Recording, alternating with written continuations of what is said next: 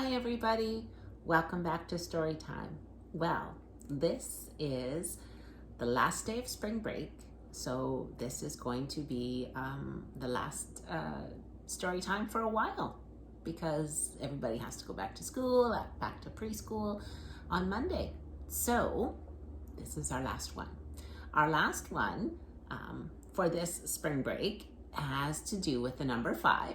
So we're going to have 3 poems, feltboard poems, all about the number 5.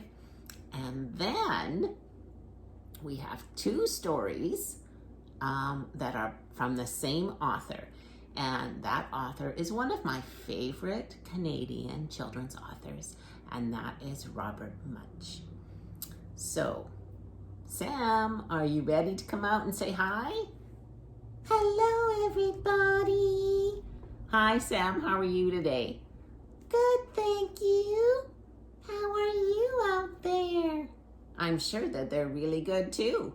So, Sam, are you ready? We're going to do some feltboard poems about the number 5. 1, 2, 3, 4, 5. Yes, you can count to number 5. That's great. And 2 stories from Robert Munsch. Robert Munsch, I love his stories. They're always so much fun.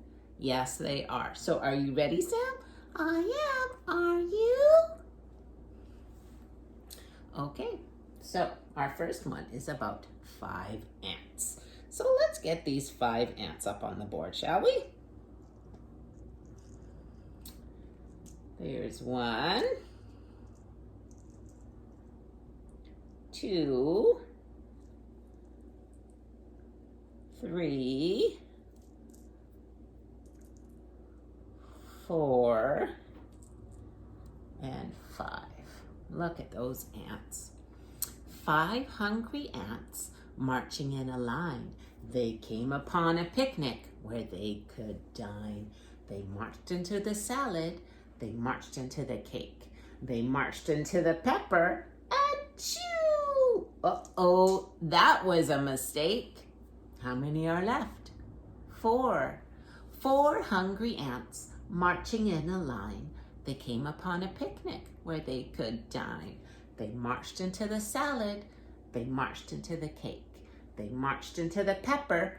Achoo! Oh no, that was a mistake. How many left? 3.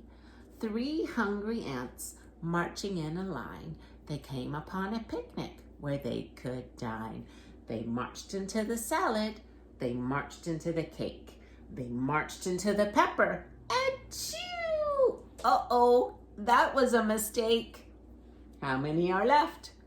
2. 2 hungry ants marching in a line. They came upon a picnic where they could dine. They marched into the salad. They marched into the cake. They marched into the pepper. Achoo! Oops, that was a mistake. 1 left.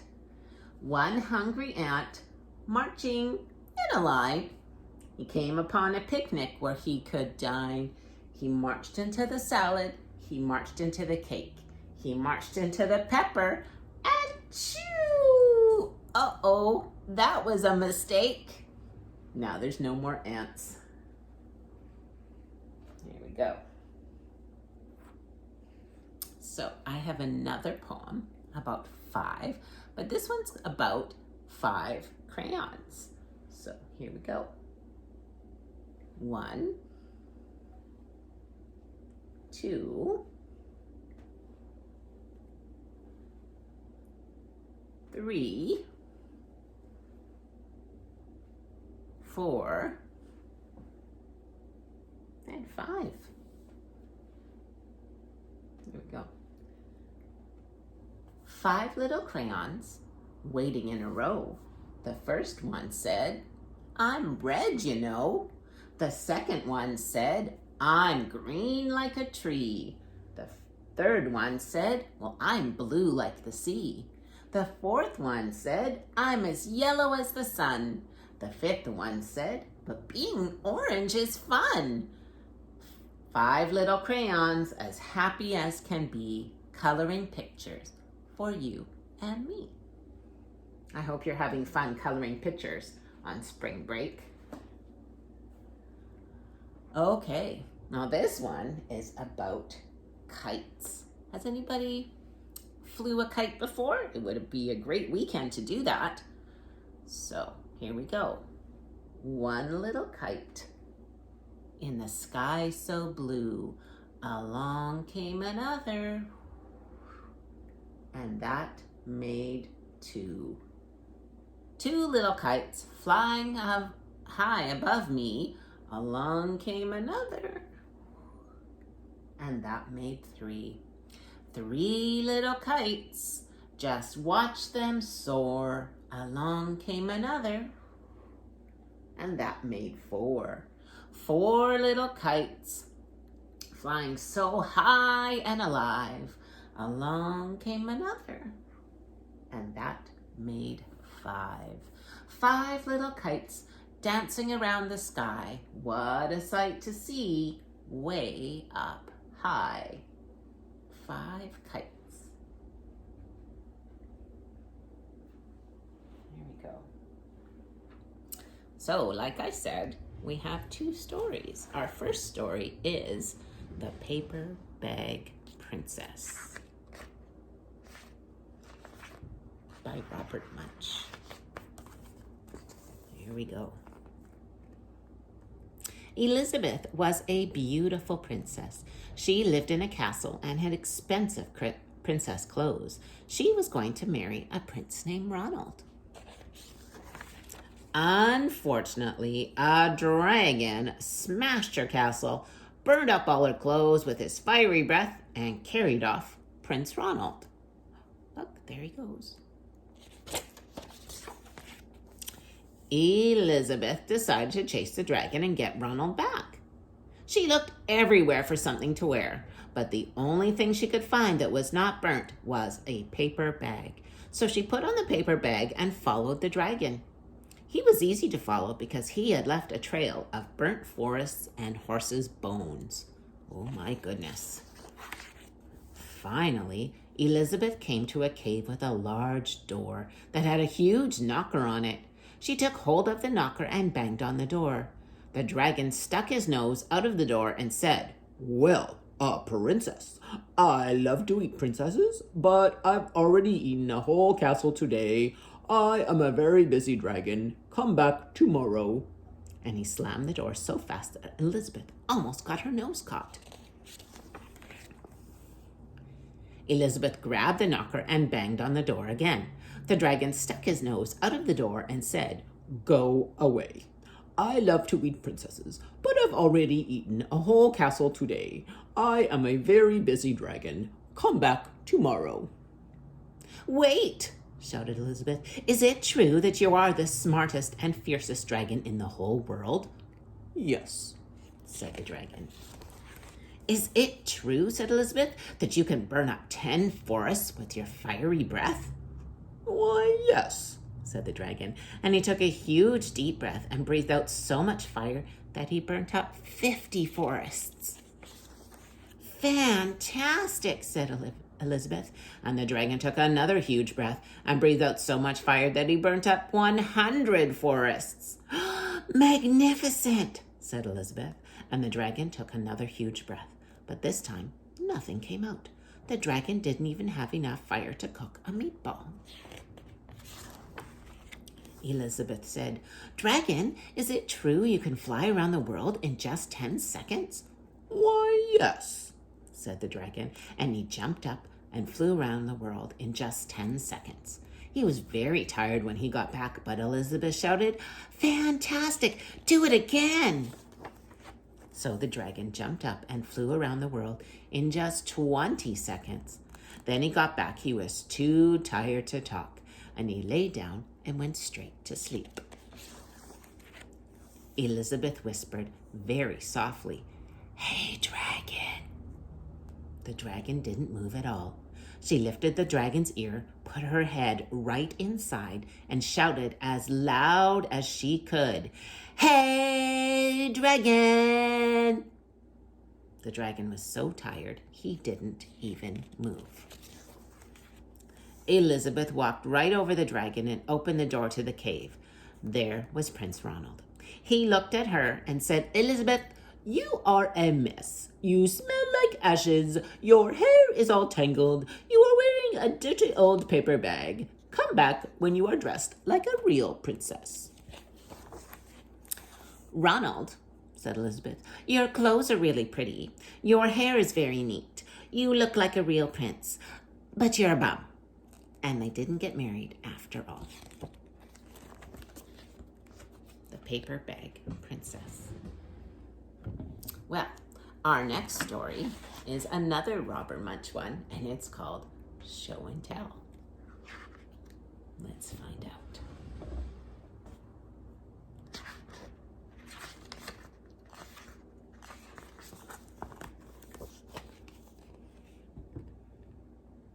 Benjamin wanted to take something really neat to school for show and tell, so he decided to take his new baby sister. He went upstairs, picked her up, put her in his knapsack, and walked off to school. But when Ben sat down, his baby sister finally woke up. She was not happy inside his backpack and started to cry. "Wah, wah, wah."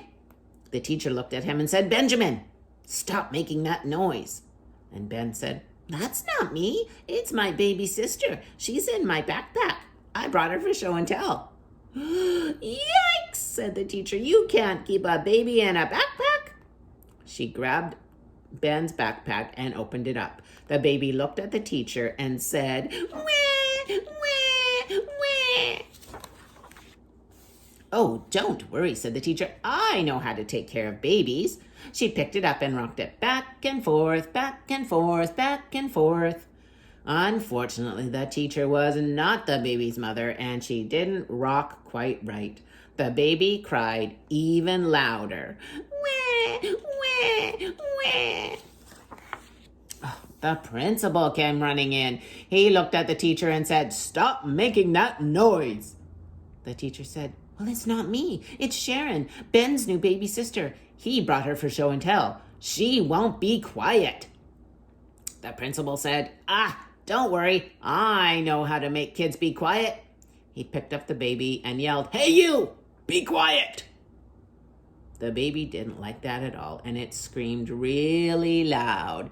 "Wah, wah, wah." The baby said, "What is the matter with this baby? It must be sick. I'll call the doctor." The doctor came in with a big black bag. She looked at the baby's eyes. She looked at the baby's ears. She looked in the baby's mouth. And she said, "Don't worry. I know what to do. This baby needs a needle." So the doctor opened her bag, got out a short needle and said, "Nah, too small." The doctor reached inside her bag, got out a larger needle and said, "Nah, too small." The doctor reached inside her bag, got out a really long needle and said, "Nah, too small." The doctor reached inside her bag, got out an enormous needle and said, "Aha, just right." When the baby saw that enormous needle, it yelled as loud as it could. "Wah, wah, wah." Ben said, "What is the matter with this school? Nobody knows what to do with a baby." He ran down to the principal's office and called his mother on the phone and said, "Help, help, help. You have to come to school right away." The mother said, "Ben, your baby sister is lost. I can't come to school. I have to find her." "She's not lost," said Ben. "I took her to school in my backpack." "Oh, no," yelled the mother. She ran down the street and into the school. The principal and the teacher and the doctor were all standing around the baby, and the baby was yelling as loud as it could. "Wah, wah, wah." The mother picked up the baby and rocked it back and forth, back and forth, back and forth. And the baby said, and went to sleep. "Oh, thank you, thank you, thank you," said the principal. "That baby was making so much noise, it was starting to make me feel sick." "Sick?" said the doctor. Sick? Did that man say he was sick? He must need a needle. So the doctor opened her bag and got out a short needle and said, Nah, too small. The doctor reached inside her bag, got out a longer needle and said, Nah, too small. The doctor reached inside her bag, got out a really long needle and said, Nah, too small. The doctor reached inside her bag, got out an enormous needle and said, just right. The principal looked at the enormous needle and he said, Wah, wah, wah, and ran out the door. Now, said the mother, it's time to take this baby home. Right, said Ben. You can use my backpack. Good idea, said the mother. Who's in the backpack now?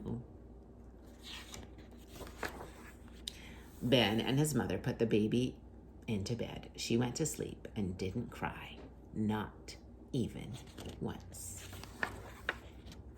Ben went back to school carrying some strange things for show and tell, and he wasn't out of place at all.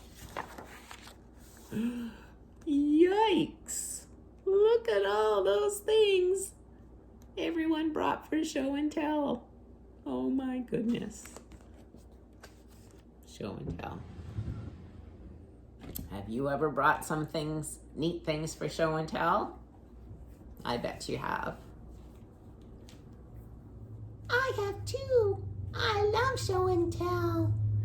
Well, it is time to say goodbye. Oh. Yes, and I hope we can get together again soon. I hope you've enjoyed our story times, and I'll see you soon. Bye-bye. Bye-bye.